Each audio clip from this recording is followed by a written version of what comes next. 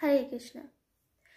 তো এই ভিডিওতে আমরা বসন্ত পঞ্চমী কি এবং এই সরস্বতী দেবী কে এবং সরস্বতী পুজোর সময়সূচি, সরস্বতী দেবীর হাতে কেন বীণা থাকে এবং যারা আমরা ভক্ত রয়েছি তারা কি এই সরস্বতী পুজোতে অংশগ্রহণ করতে পারবো, এছাড়াও সরস্বতী পুজোর আগে কুল কেন খাওয়া উচিত নয়, বড়রা আমাদের কুল কেন খেতে দেয় না, তো এই সমস্ত কিছু সম্পর্কে আমরা এই ভিডিওতে আলোচনা করব।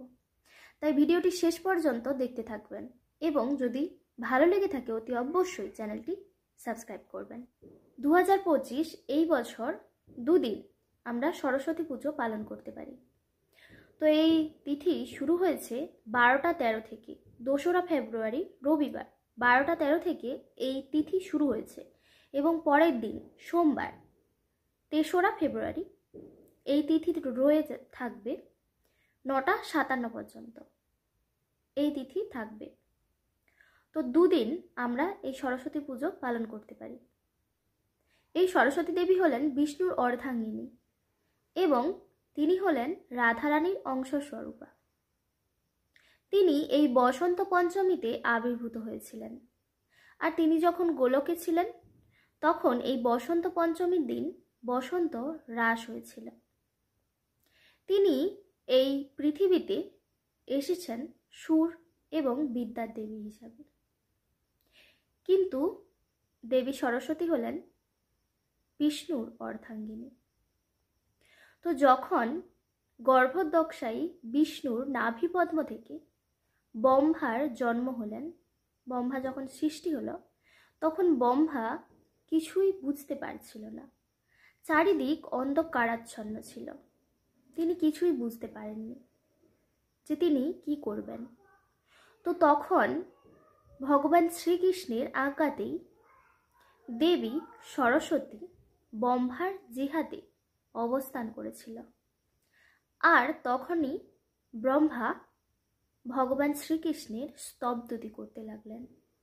ঈশ্বর পরমকৃষ্ণ সচিদানন্দ বিগ্রহ অনাদিরাদি গোবিন্দ সর্বকারণ কারণম।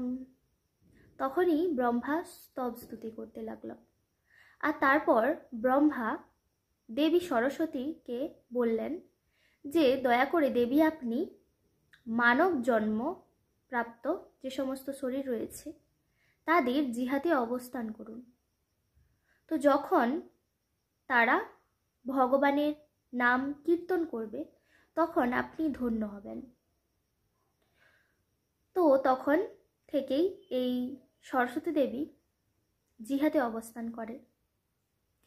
তো সরস্বতী দেবীর হাতে সবসময় বীণা থাকে, কারণ তিনি সর্বদা ভগবানের গুণকীর্তনে ব্যস্ত, সবসময় গুণকীর্তন করে চলছে, তাই তেনার হাতে বীণা থাকে, তিনি বীণা বাজিয়ে ভগবানের নাম কীর্তন করেন, তো তার জন্য তেনার হাতে বীণা থাকে।